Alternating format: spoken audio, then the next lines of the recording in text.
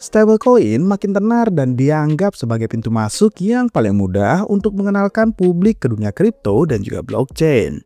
Nilainya yang stabil berbasis fiat membuatnya lebih mudah diterima oleh masyarakat umum, bahkan pemerintah seperti Amerika Serikat pun mulai mendukung perkembangannya lewat regulasi yang mulai dibentuk.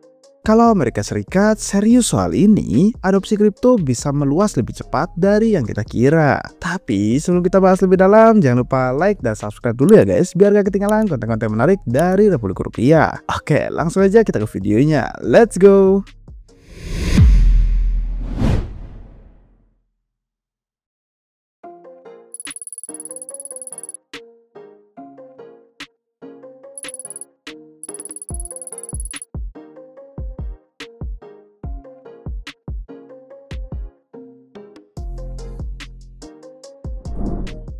Regulasi stablecoin Amerika Serikat, Genius versus Stable.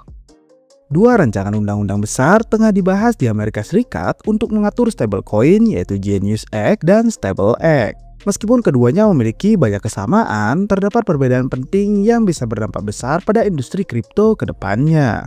Genius Act disusun oleh Senat Amerika Serikat dan merupakan singkatan dari Guiding and Establishing National Innovation for US Stablecoin. Nah, tujuannya adalah memberikan kepastian hukum bagi stablecoin agar dapat berkembang dengan dukungan regulasi yang jelas tanpa membebani inovasi yang sedang bertumbuh. Sementara itu, Stable Act atau Stablecoin Transparency and Accountability for a Better Ledger Economy adalah rancangan dari DPR Amerika Serikat yang cenderung lebih ketat.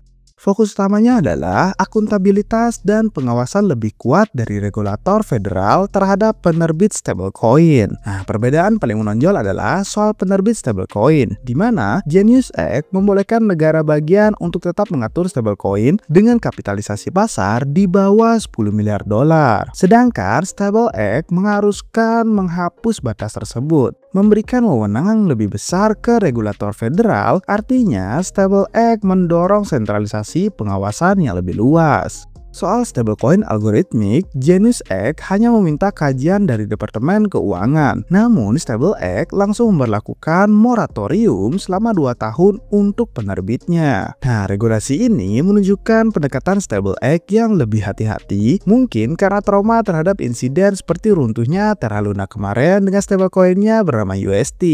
Nah, dalam hal cadangan aset, keduanya sepakat bahwa stablecoin harus sepenuhnya didukung oleh aset nyata. Namun, Stable Act lebih spesifik, hanya mengizinkan aset seperti treasury bills dan instrumen pemerintah lainnya. Sedangkan Genius Act memberikan sedikit kelonggaran pada bentuk cadangan yang digunakan. Nah, keduanya juga memiliki ketentuan soal siapa yang boleh menerbitkan stablecoin.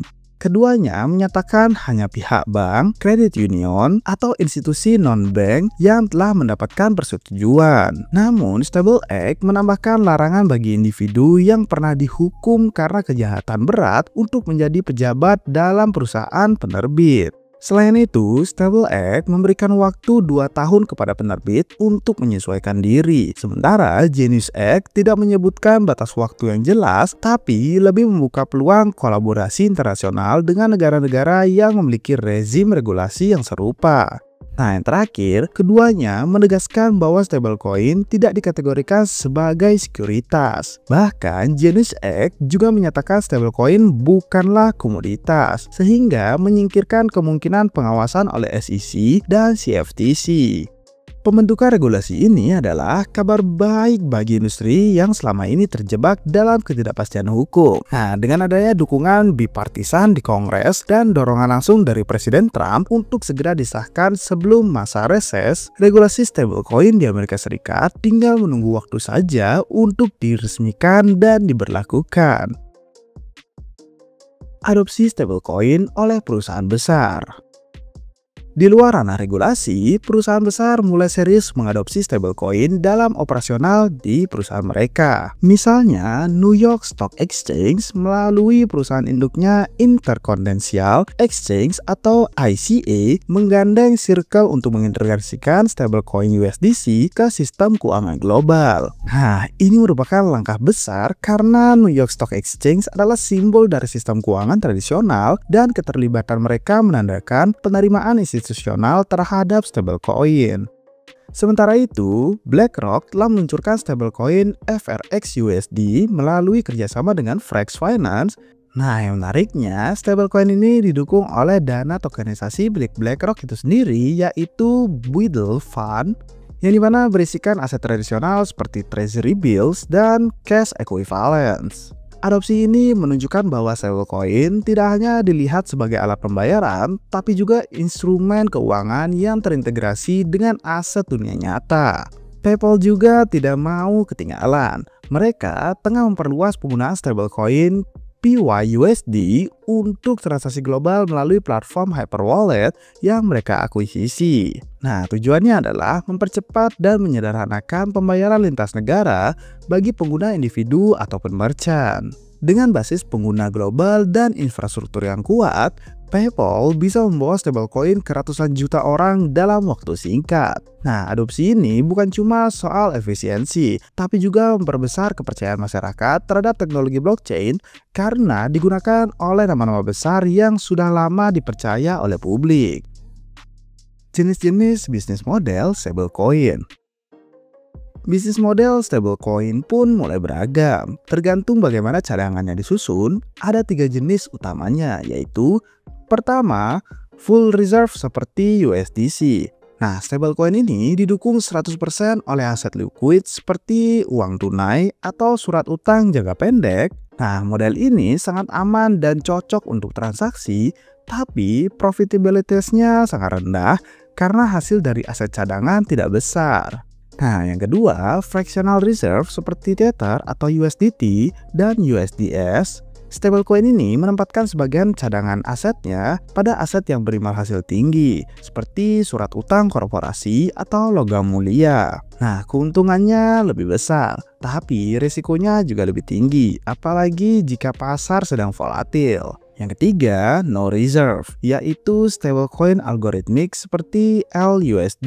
Tidak ada aset fisik yang mendukung nilainya, melainkan mekanisme ekonomi internal. Model ini berisiko tinggi dan rentan gagal jika permintaan pasar jatuh sangat drastis. Nah, setiap model memiliki trade-off antara likuiditas, keuntungan, dan kepercayaan pengguna. Saat ini, pasar cenderung lebih memilih full reserve karena dianggap lebih stabil dan juga transparan. Tapi ke depan, model hybrid mungkin akan muncul, menggabungkan unsur keamanan dan profitabilitas. Stablecoin sebagai jembatan adopsi kripto. Salah satu alasan utama kenapa stablecoin penting adalah kemampuannya menjembatani keuangan tradisional dan dunia kripto. Karena nilainya stabil dan berbasiskan fiat, stablecoin lebih mudah dipahami oleh pengguna baru dibandingkan Bitcoin atau Ethereum yang nilainya cenderung volatil. Dengan stablecoin, orang bisa melakukan transaksi on-chain tanpa harus belajar terlalu banyak teknis dari blockchain. Mereka tinggal kirim, terima, atau simpan seperti menggunakan uang digital biasa. Ini akan membukakan pintu bagi jutaan orang untuk mencoba teknologi blockchain dengan resiko yang sangat minimal. Nah, lebih jauh lagi, stablecoin memungkinkan transaksi lintas negara yang cepat dan juga murah, tidak perlu rekening bank internasional, tidak perlu proses clearing berhari-hari, cukup dompet digital, dan koneksi internet. Nah, inilah kenapa stablecoin disebut sebagai batu loncatan menuju adopsi kripto yang lebih luas. Begitu pengguna nyaman dengan stablecoin, mereka bisa perlahan menjajaki aset kripto lainnya atau mulai memahami konsep DeFi dan juga Web3. Nah, kesimpulannya, stablecoin bukan lagi eksperimen kecil di dunia kripto. Dengan dukungan regulasi yang jelas, adopsi oleh institusi besar, dan model bisnis yang terus berkembang, stablecoin telah menjadi pilar penting dalam sistem keuangan digital. Namun, tetap penting untuk memahami resiko di balik setiap stablecoin ya guys. Lihat siapa penerbitnya, bagaimana cadangannya, dan regulasi apa yang mengaturnya. Jangan asal pegang aja ya guys. Nah, kalau kalian merasa pembahasan ini membuka wawasan baru kalian, jangan lupa like dan share, dan jangan lupa subscribe pastinya. Sampai jumpa di video selanjutnya. Cheers!